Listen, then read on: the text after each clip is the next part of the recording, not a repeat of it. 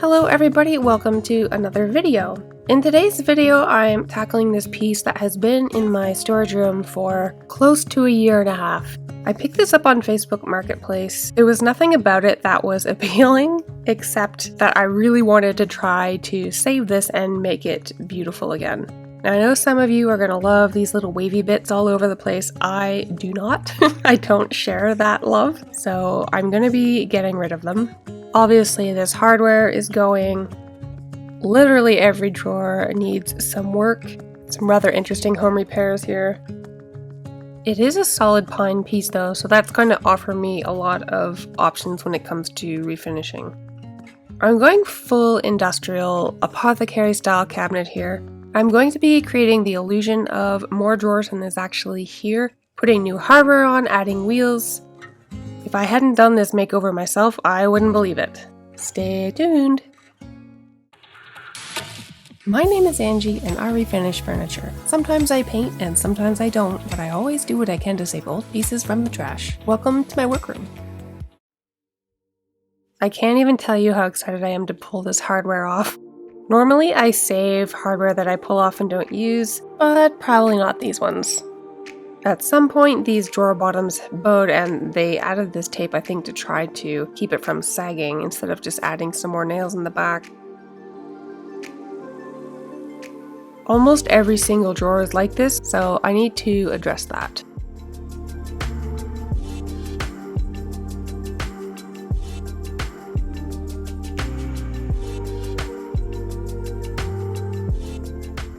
Okay, wavy lovers, you might want to look away for this part. Luckily, this top overhangs enough that I can actually cut these wavy bits off and still have a bit of a lip there. So all I'm doing is using this long ruler here to mark and cut off just the bare minimum.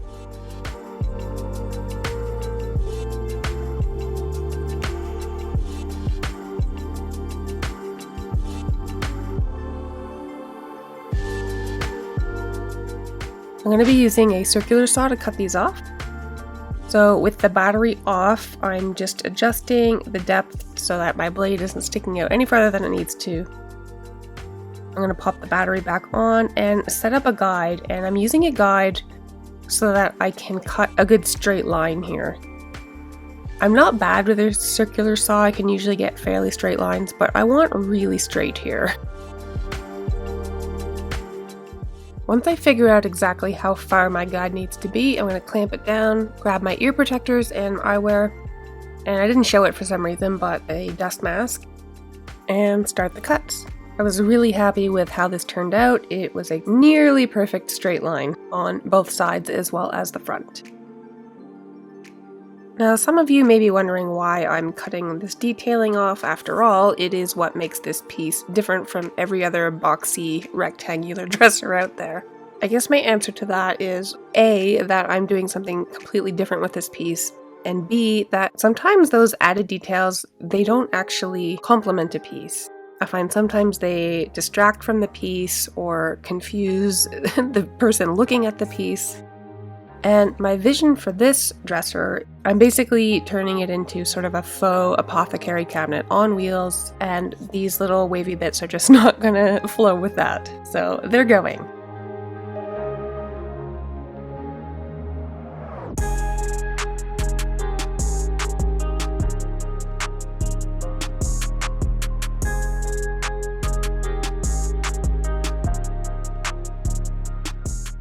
So I was trying to figure out how I was going to remove the waves from the front here under the drawers, and then I remembered I bought this oscillating tool from an auction a while back. But the wood blade attached here is obviously very well used, so I ran up the street. I'm fortunate to have a Home Hardware about a block from where I live. So grabbed a new blade. Most of these are universal. Popped it on. It's a slightly different shape, but it is the same width and it's going to work just great.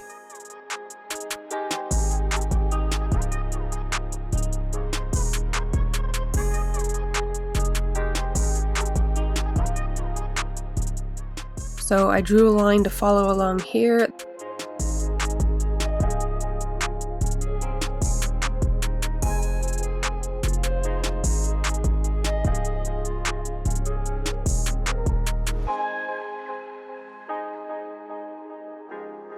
This was fairly easy in terms of difficulty, but it was quite time consuming, mainly because I had to take little chunks at a time and be very careful not to cut into the main piece when I'm cutting these little things off, which you can see I did a little bit, but that's okay. Most of those are going to sand right out.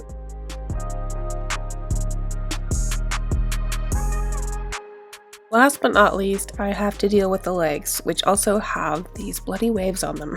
The problem is that if I cut it here, level with the bottom board, I'm still going to have a little bit of wave showing, so I ended up having to cut this board.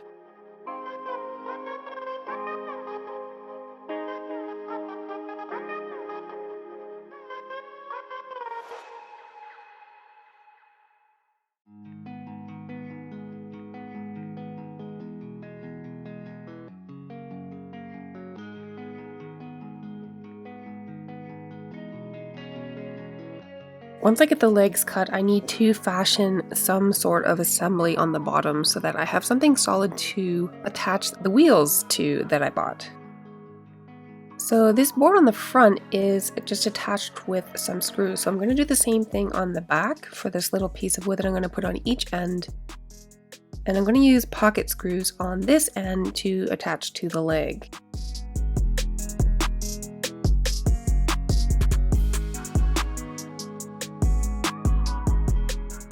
I'm pre-drilling my screw holes here, and then I'm finally able to use these countersink bits that I was sent from my Amazon wishlist. I'm not sure who sent these, so if it was you, make sure you let me know so I can properly thank you.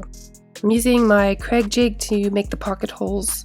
If you want to see a more in-depth look at this jig, I actually went into quite a bit of detail in another video. I will link that down below for you.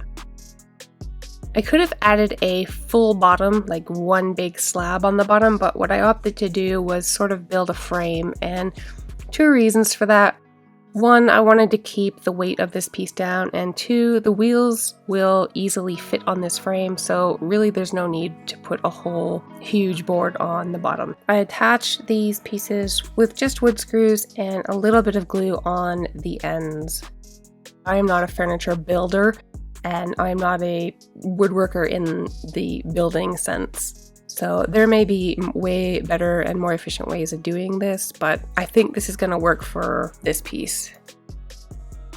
Now it's time finally to get rid of this brown paint. I started by sanding with an 80 grit and it was doing pretty much nothing. So I decided to switch to my scraper, which was extremely difficult, doable, but definitely difficult because you're scraping through at least 2 coats of this thick brown paint plus the original finish, which is usually crazy thick. The multi-tool I was using earlier, I decided to pull it again because I remember that there was a scraper attachment, so I thought this might be a good time to try it out. I've never used one. So I set it up and gave it a go. It wasn't quite as efficient as I was hoping for this particular application. I'm sure in some situations it would be great, but it would have taken me an entire day to do this top. I only did a few little test areas and then gave that up. Now, one thing I get asked a lot when I strip paint, because I strip paint all the time, is why I don't use a heat gun, and I'm going to show you.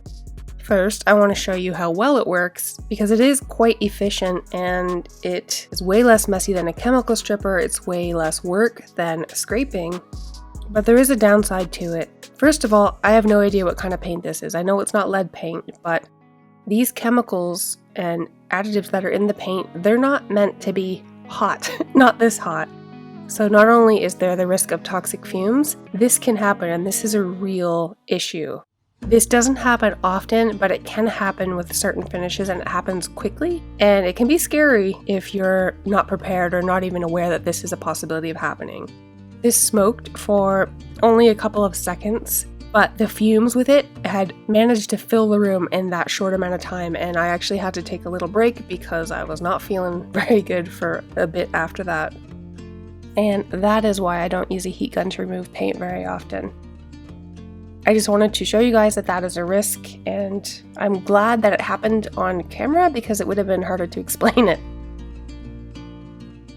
So I was super excited about this. I finally got myself a surf prep after years of people telling me I need to do this. but I need to see if I can get a different vacuum attachment. So I'm gonna have to save the unboxing for another video. I'm not using very much paint on this, but I am painting both side panels and that small little piece of trim at the bottom. The stain I want to use for this piece is going to make it quite dark, and I thought the black would be sort of a nice touch with that.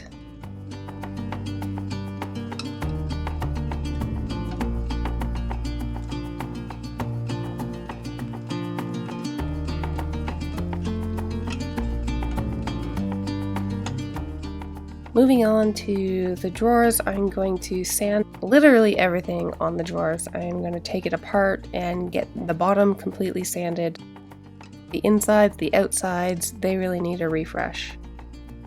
Once all of my main sanding is done, I take the vacuum and clean up all the dust. Now here's where I'm turning this into sort of a faux apothecary cabinet. There's 3 columns of drawers. The 2 columns on the outside are both the same size, and then the middle column of drawers is a little bit, they're not quite as long, they're shorter. So the 2 columns of drawers on the outside I'm going to turn into boxy looking drawers, and the stack of drawers in the middle I'm going to cut horizontally to make them look more like map drawers. It's going to visually break up the piece a bit and make it a little bit more interesting. I set my blade depth to just barely over 1/8 of an inch. I don't want to cut too far into the drawers because I don't want to sacrifice the stability of it. And this sort of dupe or hack, whatever you want to call it, this is not original. There have been many YouTubers that have done it. I did a version of it before. You can cut these strips with a router. I'm choosing to use a circular saw. It's just super quick and easy. But yeah, even though this has been done many times before, for some reason, whenever I would go to the storage room and look at this piece, that's all I could picture doing to it, so that's what it's getting.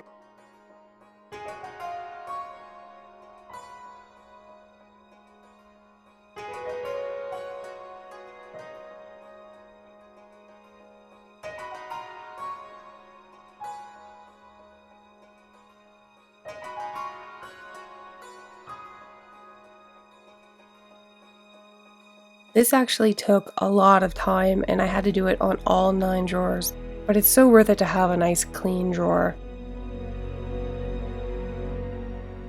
I'm going to be using a bunch of different products here for my staining. I'm going to be using Minwax gel stain in the color Walnut, the color Coffee, and Brazilian Rosewood, which might seem like a strange choice, but you'll see what I do with this here. I did a little experimenting on the underside to make sure I had the colors just the way I wanted, and then I added the wheels, flipped this upside down, and then I could get to work on staining the rest of it. Now you might be wondering why I'm not talking about a pre-stain conditioner, usually really important on porous woods like pine specifically. In this case I opted not to. I wanted the stain to have a bit more of a dramatic effect rather than subdued. I wanted this piece to kind of have the feel of that it has aged over time and patinaed, even though it's clearly a new refinishing. One of the reasons a lot of people don't like stained pine is because of something called grain reversal. And grain reversal is when the softest areas of the wood, they absorb more color than the harder areas of the wood, and that's especially pronounced in softwoods like pine. So it has a very striking and somewhat harsh look to it. I personally like it. I think it's dramatic, and I like striking wood grain, I guess. So I'm using that darkest color Coffee to stain inside the grooves that I cut. And to give these drawers a little bit of variation, there are some drawers that I'm only using the walnut stain on. Some drawers like this one where I start with the coffee base and then layer a different color on top of it later. For me, that's important to sort of sell the idea that this is put together with different drawers and it's a little bit aged. If I were to stain this all completely one uniform color, I think it would look a little bit monotonous and definitely faux. It is faux, but I don't want it to look faux, if that makes sense.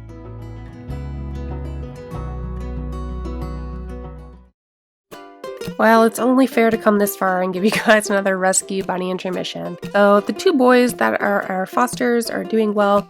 They're loving this treat from Christmas time. I always show you the fosters, but I never show you our own bunny. So this is Flanders and his little bunny wife, Millie. And we actually have 5 bunnies of our own, and they're all rescues. They all came from the same rescue that I help with. This is my handsome Mr. Fozzie Bear, and we have 2 other bunnies that I'll introduce to you in an upcoming video.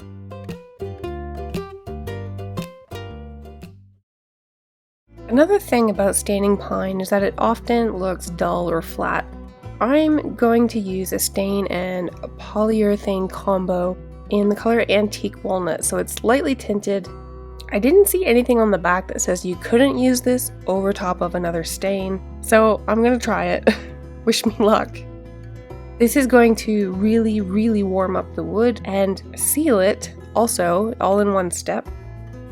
And it's gonna give the wood a little bit of life. Right now it looks fairly dull. You'll see what I mean here as I put this on. I know this looks crazy right now. You have to trust me, this is gonna look cool.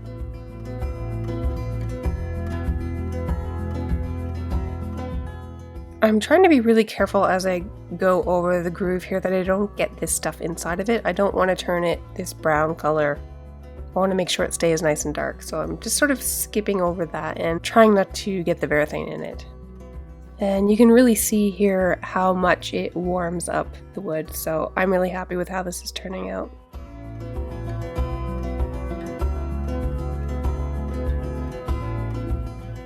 I need to cut some small pieces of paper to fit inside of the hardware that I picked out. I needed 24 pieces of hardware for this piece. I was fortunate enough to get 2 packs of it from an Amazon wishlist.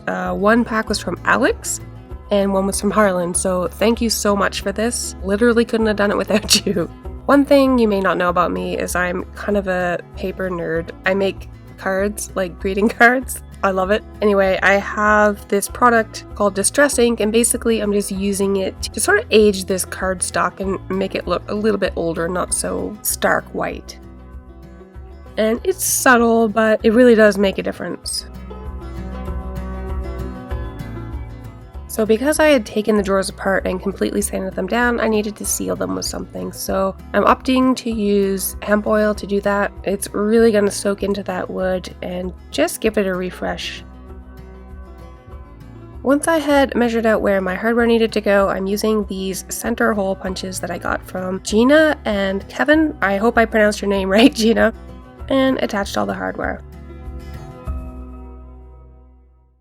Holy smokes, you guys. If I hadn't done this myself and filmed it, I would not believe my eyes. I would never have believed that this piece that we're looking at right now turned into what you're about to see. This took me 3.5 days to do.